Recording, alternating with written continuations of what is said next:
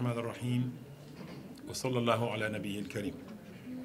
معالي وزير التنمية الحيوانية السيد المستشار رئاسة الجمهورية، السيد المستشار الوزير الأول، السيد الممثل الفاو، السيد رئيس اتحاد أرباب العمل الموريتانيين، السيد رئيس رابطة المزارعين، السادة والسيدات المدعوون الكرام، أيها الحضور الكريم. نلتقي اليوم في إطار تنظيم الورشة الوطنية للتخطيط لحملة الزراعية 2022-2023 التي تجسد الإرادة الصادقة في إشراك كل الفاعلين في القطاع الزراعي لإيجاد تصور حول الجهود الواجب بذلها من أجل ضمان تحقيق الأمن الغذائي.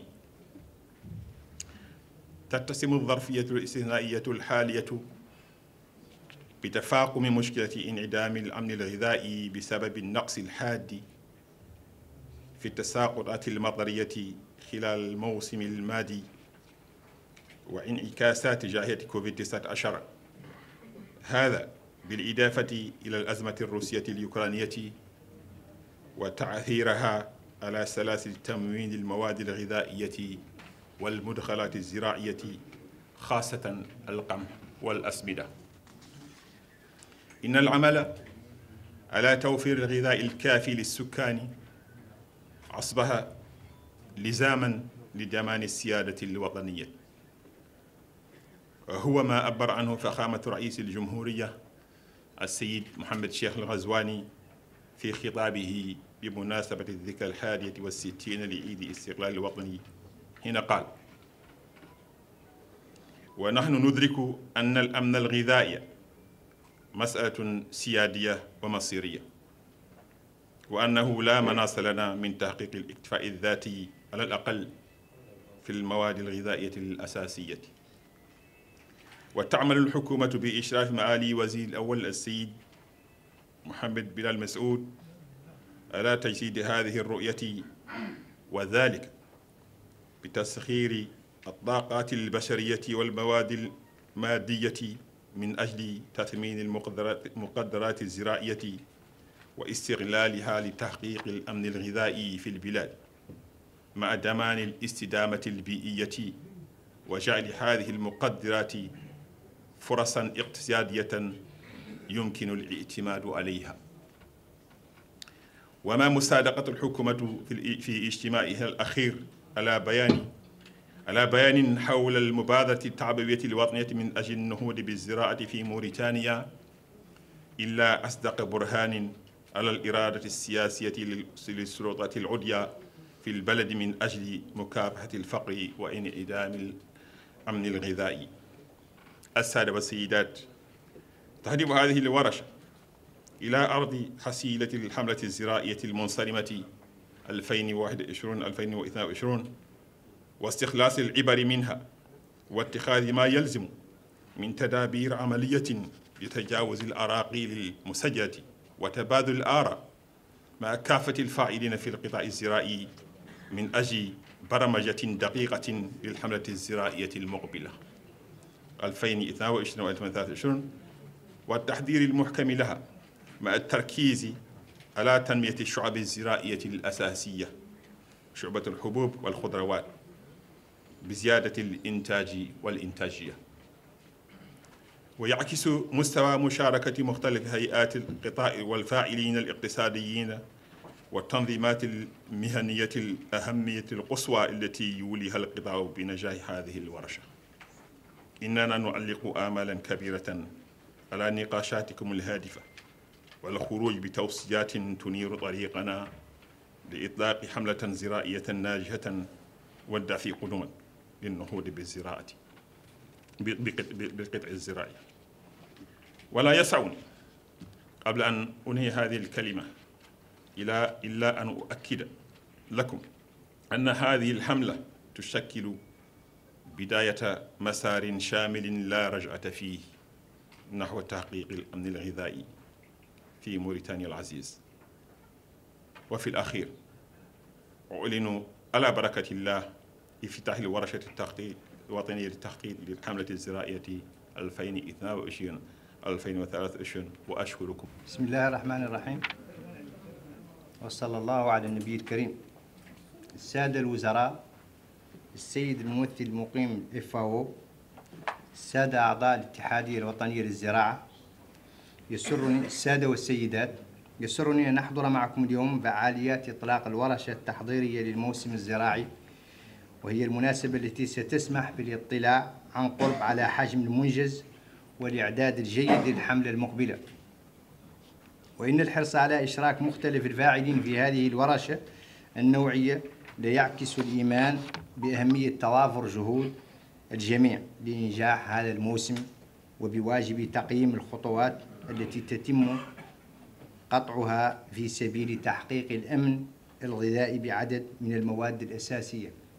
أيها السادة والسيدات، لا يخفى عليكم ما يوليه فخامة رئيس الجمهورية السيد محمد ولي الشيخ الغزواني من اهتمام بمعالجة الإشكالات البنيوية التي حالت دون تحقيق بلادنا للاكتفاء الذاتي، وهو ما يفسر الإرادة الصادقة والاستراتيجية النوعية التي اقترحها لتجاوز هذه المصاعب وتوجيه السلطات العمومية والشركاء الفاعلين في القطاع الخاص وتحفيزهم على أهمية الاستثمار في القطاعات الإنتاجية وتثمين الموارد الأولية للبلد بوصفها موارد متجددة تمتص اليد العاملة وتحقق الأمن الغذائي للمواطنين ولا ترتهن للتحديات الخارجية أو تقلبات الأسواق.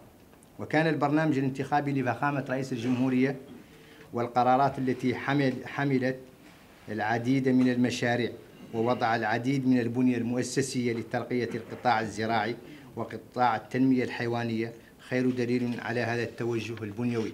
أيها السادة والسيدات، لقد سارع القطاع الخاص تلبية لنداءات والتوجيهات ومواكبة لجهود الحكومية إلى المشاركة الفاعلة في تجسيد هذا التوجه، وكانت ثمار ذلك واضحة من خلال تحقيق الأمن الغذائي في مجال الأرز وفي مجال العلف الحيواني وتوفير الحاصدات واستثمار آلاف الهكتارات ووضع القروض الخاصة بترقية هذه القطاعات. ومواصلة لذلك التوجه، أعلن الفاعلون الاقتصاديون خلال الأشهر الماضية عن مئات المشاريع التي يستحوذ قطاع الزراعة على أهمها، وهي الفرصة التي تتاح لي لتأكيد من التقدم الملحوظ في إطلاق هذه المشاريع وسط مراقبة ومتابعة كاملة من السلطات العمومية والفاعلين الاقتصاديين. ويمكنكم معالي الوزير التعويل على القطاع الخاص واتحادياته في الوفاء بتلك الالتزامات، وكذلك في خلق المزيد من المشاريع في هذا القطاع والعمل على إنجاح الحملة الحالية والاستفادة من مختلف الدروس التي ستتوج أعمال ورشتنا هذه، والتي يمثل حجم ونوعية الحضور خير الطمأنة على نجاحها.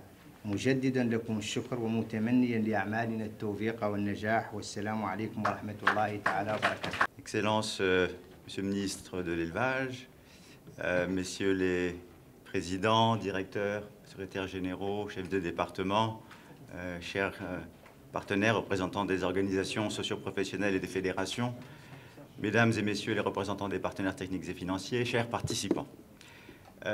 C'est réellement un honneur et un grand plaisir pour moi d'être avec vous aujourd'hui à l'occasion de cet atelier national de planification dans le cadre de la préparation de la campagne agricole 2022-2023. Le secteur agricole, bien sûr, est au cœur de l'économie mauritanienne et il joue un rôle très important dans la lutte contre la pauvreté et l'insécurité alimentaire, mais aussi dans la création d'emplois et dans le développement d'une économie durable, surtout en milieu rural en Mauritanie. On le sait, la Mauritanie possède un très grand potentiel agricole, tout système de culture confondu, et le secteur présente des opportunités très importantes. Et on peut citer, bien sûr, le potentiel en ressources hydriques et en terres arables, l'existence de filières à fort potentiel de croissance et pour l'investissement, l'existence d'infrastructures de base, les réseaux routiers, l'électricité, la communication, les ports, aéroports, les zones franches, et bien sûr le potentiel en énergie renouvelable qui est aussi considérable et très important pour le secteur. Et je dois citer bien entendu une population jeune, qui est un potentiel démographique aussi très important à prendre en compte. Mesdames, Messieurs, comme dans beaucoup d'autres pays, en ce moment, on sait que la Mauritanie est sous les effets conjugués à la fois d'une saison agricole qui a été difficile en raison de la pluviométrie, qui a été inégale dans les saisons passées. On connaît les effets du Covid-19 aussi, qui a eu des impacts négatifs sur l'économie. Et bien sûr, la guerre en Europe aussi qui affecte les approvisionnements alimentaires. Et dans ce cadre, il est évidemment encore plus important de soutenir et de développer le secteur.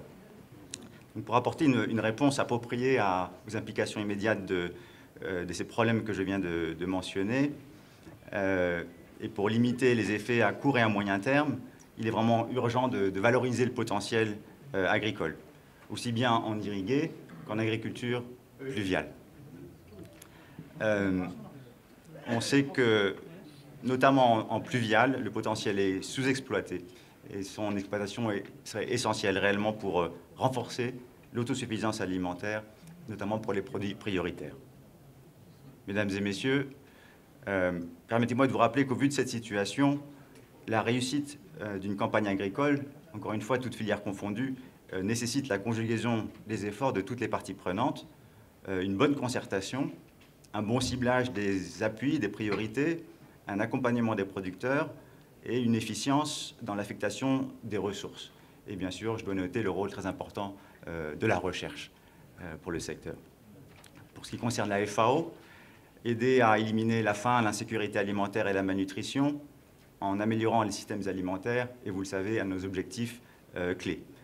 Nous collaborons très étroitement avec le gouvernement mauritanien pour la promotion d'une agriculture qui soit plus productive, plus compétitive, inclusive et durable, grâce au développement des filières agricoles porteuses à fort potentiel. Aider le pays également à entreprendre des évaluations de la campagne, suivre les tendances agricoles de fond et également, comme on vient de le voir, l'impact de la conjoncture mondiale sur les approvisionnements et sur les systèmes alimentaires. Ensuite, on essaie également de jouer un rôle pour faciliter un dialogue inclusif avec les parties prenantes et d'appuyer le gouvernement pour identifier des politiques innovantes et des points d'entrée pour les investissements dans les systèmes alimentaires durables. Dans ce cadre, je voulais juste rapidement mentionner deux initiatives en cours, très récentes, dont l'initiative Hand in Hand, en français main dans la main, qui a été lancée par le directeur général de la FAO récemment, et qui sera une initiative portée par le pays, et qui vise à accompagner la transformation agricole et le développement durable. Donc les deux premiers objectifs, les ODD 1 et 2, éradiquer la faim, la pauvreté et la malnutrition.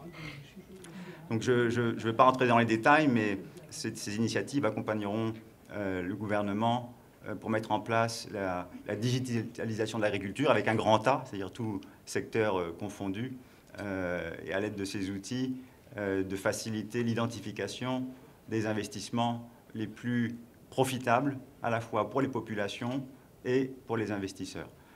Donc c'est un système qui met en œuvre les technologies les plus pointues pour accéder à des données fiables sur lesquelles on peut prendre des décisions pour accélérer les investissements agricoles. Donc une autre initiative également qui couvre la Mauritanie, c'est l'initiative 1000 villages numériques, dont l'objectif est de réduire la fracture numérique à laquelle sont confrontés les petits exploitants et les habitants des zones rurales.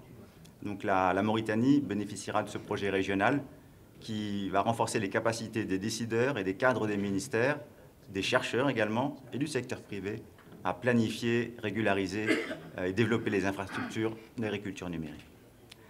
Donc pour finir, mesdames et messieurs, je voudrais souligner encore le potentiel considérable du secteur. Vous le connaissez mieux que moi, et je voudrais inviter tous les Mauritaniens à s'engager dans ce secteur, qu'il soit au niveau local, au niveau du capital.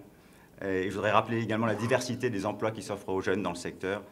Il y a la production, mais il y a aussi la transformation, la commercialisation, la logistique, la gestion, sur des métiers très, très variés.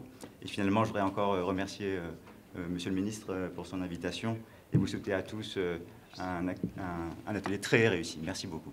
Monsieur le ministre de l'Agriculture, Monsieur le ministre de l'Élevage, Monsieur le conseiller à la présidence de la République, Monsieur le représentant de la FAO, Monsieur le président du patronat mauritanien, Mesdames, Messieurs, chers invités,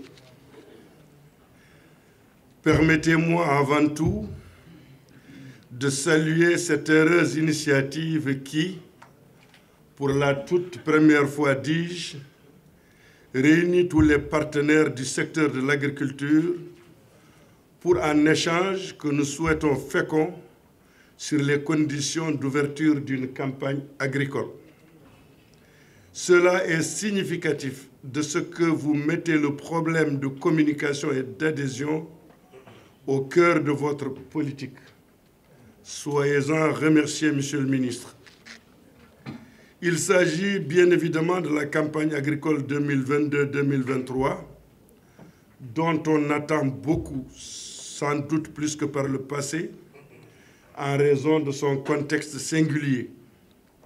En effet, des crises cumulées de tous ordres, aux issues imprévisibles, ont mis à rude épreuve les grands principes articulateurs d'un monde désormais de moins en moins ouvert. Et l'on craint à juste titre une rupture durable des échanges économiques et commerciaux. Aussi devrait-on, par anticipation, prendre les mesures idoines pour en limiter les effets sur le plan alimentaire notamment. C'est ce contexte singulier qui place l'agriculture au cœur des préoccupations de l'État. On le comprend aisément. Cependant, cela ne s'exprime pas en des mots, mais plutôt en actes concrets. Monsieur le ministre, la situation qui prévaut, que nous reconnaissons gravissime, n'est pas une fatalité. Sa réponse est en chacun de nous, agriculteurs, État. On doit instamment mettre à profit toutes les potentialités disponibles pour réduire davantage, pour produire davantage, pour plus d'autonomie au plan alimentaire. Cette autonomie relative, protectrice de bien de difficultés, passe nécessairement par la diversification accrue de notre production et la reconnexion avec des habitudes alimentaires qu'une certaine paresse avait réduites. Le sorgho, le maïs, le niébé, tout autant que le riz et le blé, permettent de composer des menus de valeur organoleptique et nutritionnelle remarquables.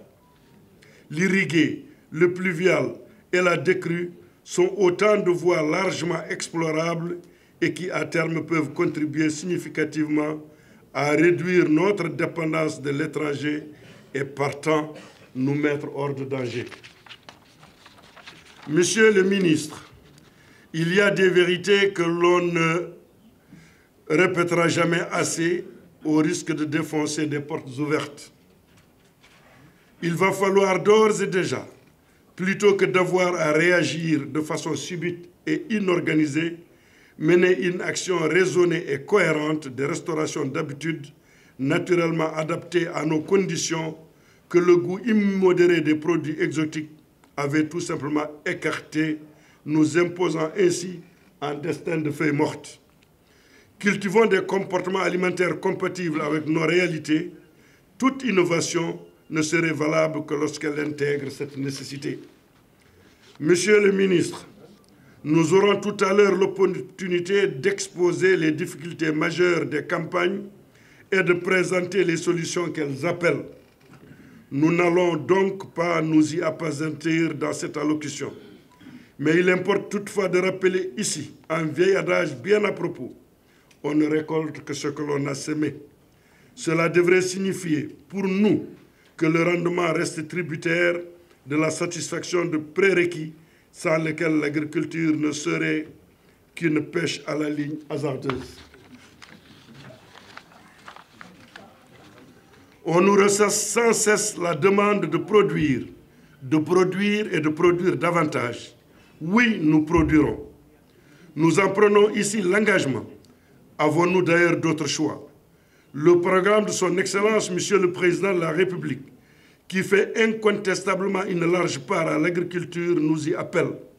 La pression qu'exerce sur nous, la pandémie du Covid-19 et la guerre en